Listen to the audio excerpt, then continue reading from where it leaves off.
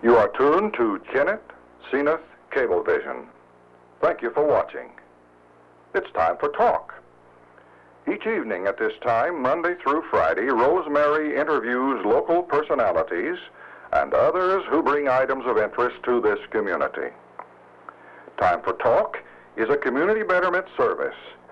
Tonight, Rosemary takes us by means of portable camera out of our studios and maybe into your neighborhood. And now, it's time for Talk.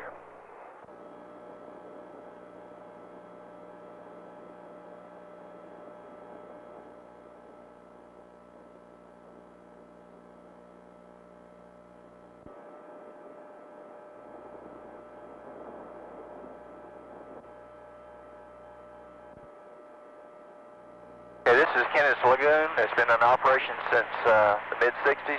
It was designed for approximately a 20-year life. We've gotten more than the design life out of it.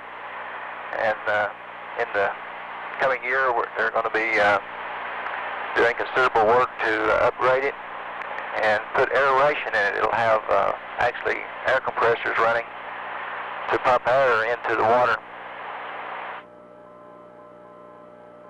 They're also going to be dredging out the lagoon to make it deeper. Dave, you're the what? What's your title? I'm the water treatment superintendent. All right. And how long have you worked with the city like this? I've been here 5 years. Okay. Now, what's all the motors I hear in this building? Okay, this is our compressor building for our wastewater treatment lagoon. And come on inside, I'll take you inside. Okay, come on, come with us. Dave, this facility is how old we're going into? It was started construction in 1995, and it was placed in operation in 1996. This was the compressor building for the treatment lagoon. This is where the air is forced out into the lagoon. The air is... Oh, wow.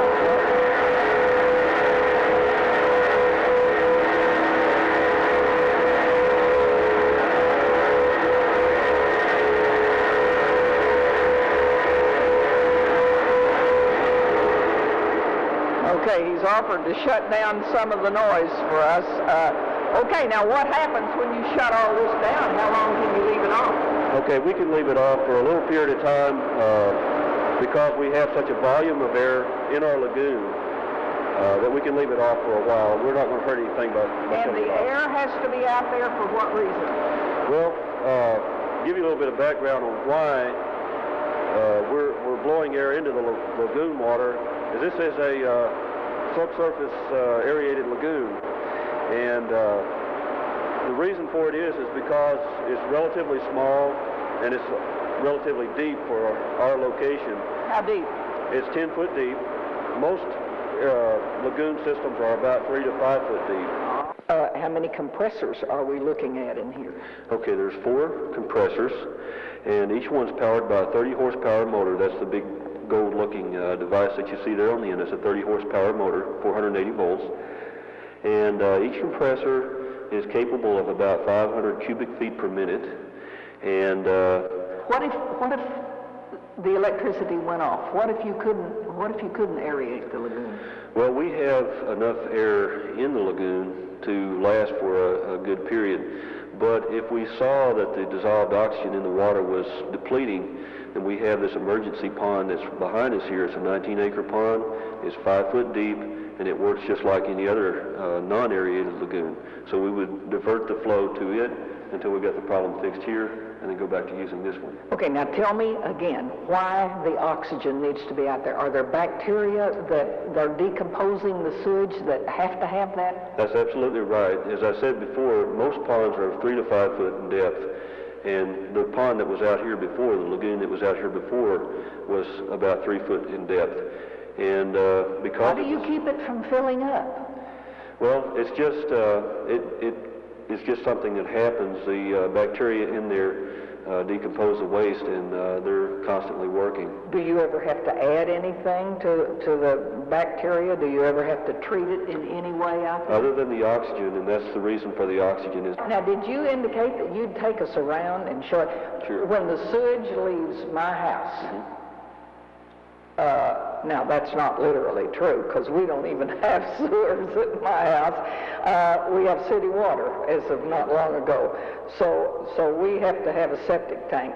But most people in Kennett, when the sewage leaves their house, you can tell us what happens to it. Mm-hmm. Okay? Right. Can we ride in your truck around the lake? All right.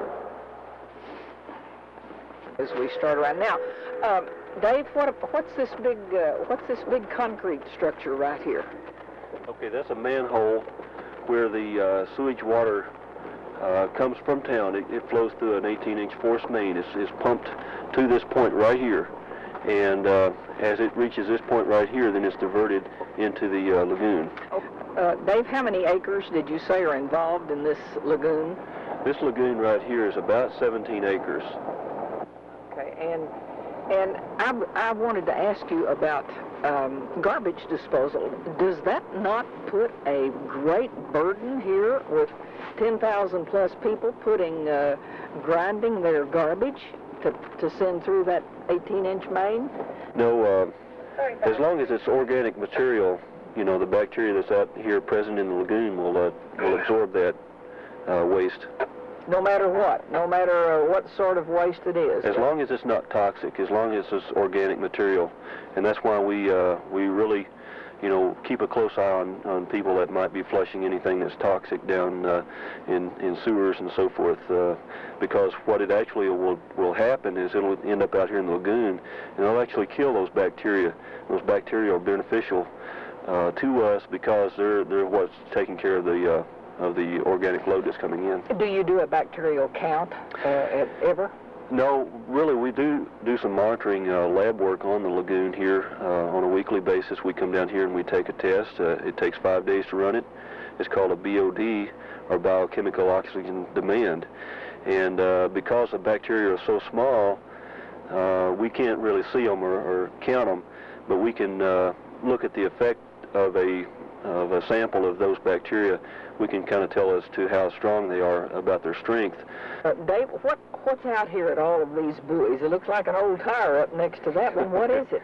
Okay, well, those buoys represent a place that they could bring a pontoon boat out here. A pontoon boat? Yes, they have a pontoon boat that they could bring out here. I thought that was another joke when he said we take a pontoon boat out, and I thought then go swimming and whatever. It sounded really good. No, we don't go swimming in here. Well, at least I hope we don't. But those buoys, if you'll notice, where the buoys are is also where the activity of the oxygen is rising up. And what that is there's a gridwork of piping on the bottom of this lagoon, and at each place where you see oxygen bubbling up there's what's called a bubble diffuser, and what it does is a small section of pipe with a bunch of holes in it. It doesn't let very much water into the pipe, but it'll release the oxygen that we're pumping. So that's what's coming from the plant, from the generating plant, from the compressor building. Compressors, oxygen, but you of course are meaning the air that's bringing the oxygen. That's right. It's not pure oxygen. Okay. It's just a mixture of whatever's available in the air. Now, does anybody ever have to get down here and unstop one of these grids? Well, so far as yet we haven't had to, but it is possible that we would have to at some point, and that's the reason for the pontoon boat. All right, now what do you do about the non-organic things that might come through the sewage lines? Okay, if it's something solid, then probably it's going to be stopped at one of the pumping stations. We have several pumping stations around through town, I think about 25 of them. And they have some sort of filter that would stop a kid's toy, well, say if... Generally, they don't filter, but it'll usually stop the pump up, and then we've got to dispatch a crew out to work on the pump. But if it's a liquid form, then it would go out here, and as I said before, it could do damage to the lagoon. So okay, if it's toxic in any way. If it's toxic, right. So that's why you don't want people disposing of... antifreeze and things like that. We really don't like to see them putting that in the sewer. Okay. Are you going? Now, tell me, what am I seeing here? It looks like some sort of a divider, a dike, a dam, whatever. What is it? That's exactly right. It's a floating baffle, and that baffle, even though we're seeing it floating on top of the water, it actually extends below the surface of the water all the way to the bottom. And as I said before, this is a 10-foot deep lagoon, so that baffle extends 10 foot down. And what's it doing? Well, it's dividing these into cells. This is the primary cell right here. Okay, you mean that's where the first sewage comes in. That's where the sewage initially comes to, and the reason it's divided off like this is because if you've noticed, there's more aeration work going on in the primary cell than there is in the secondary cell. Okay. We have about 150 of those oxygen diffusers in this cell, whereas in the secondary cell we only have about 50 of them. So we've reduced the oxygen by about 2/3 in the secondary cell. Okay, now I see, and you can drive on if you want to. I see that there aren't nearly as many aerators as there were back in the other area.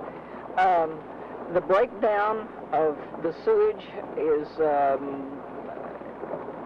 mostly done by the time it gets into this water? That's right. We really inject a lot of air into the water in the primary cell, and we keep the bacteria really energetic and consuming the waste. By the time it reaches a secondary cell, each one of these cells, by the way, has about a 26-day detention time. So if you could follow a drop of water through, it would take 26 days to get through the primary cell and 26 days to get through this cell. Oh, okay. And so by the time it reaches the secondary cell, we want those reactions to slow down, so we don't provide as much air here. Now, there's no continuity until you turn something, till you do the baffles or something that it moves through? Those baffles below the surface, you can't see them, have two large windows on each one, and they're staggered from each other, and one's on the north side, and the second baffle is the windows are on the south side, and the water has to make a zigzag course as it goes through the pond. Okay, all right. And now, in this, I see none, well, maybe one, two, few aerators over by the back. None here. So what's happening here? This is just what's called a polishing cell. By the time it reaches this area, and this is about 2 acres right here, when it reaches this area, we don't want any bacteria to happen. Now, when you finish with the month's time that we followed a drop of water from my house into this, where does it go? Okay, after it gets in this cell right here, this is a polishing cell, it'll stabilize for maybe 10 days or so. It'll be discharged out of here. It flows through that device right there, which is a effluent weir. Now, what did you call this? This is an effluent weir. This is where the water spills out right here. And it goes into what? Just a drainage ditch?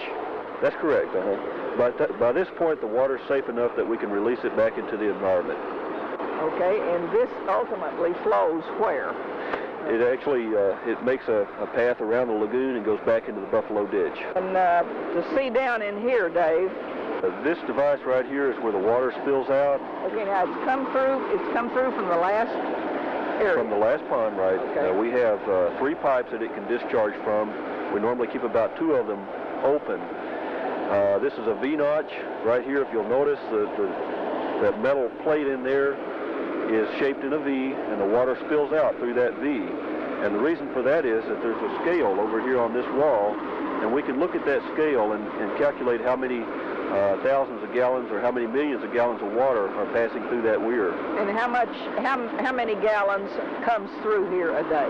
1 million gallons a day, right at it. Oh, really? Well, you know, a lot of people, when they think of a lagoon, they think, well, you just dig a hole in the ground and fill it with water and walk off and leave it. But I hope we've seen that today. That's really not the case. You know, there's a whole group of people that's involved here. We have a couple of people like Brian Harmon, Jim McNabb that do the maintenance work up at the compressor building, but it quite frequently involves all of the water department. We've got Heath Marshall that's doing these monitoring tests for the state. They're just endless. They're in continuum. Well, as you see, we're approaching the home base. Our little car's sitting over there, and we're indebted today to Dave Wilkins, who is the superintendent here of this water treatment plant. And Dave, thank you for driving us around, being a good chauffeur, and explaining hey, I just saw some ducks fly off. Do you ever have ducks out here on this pond? All the time. But you don't allow any hunting? No hunting. Okay. Ducks on the pond. We hope you've enjoyed seeing the sewage treatment system for the whole city of Kennett.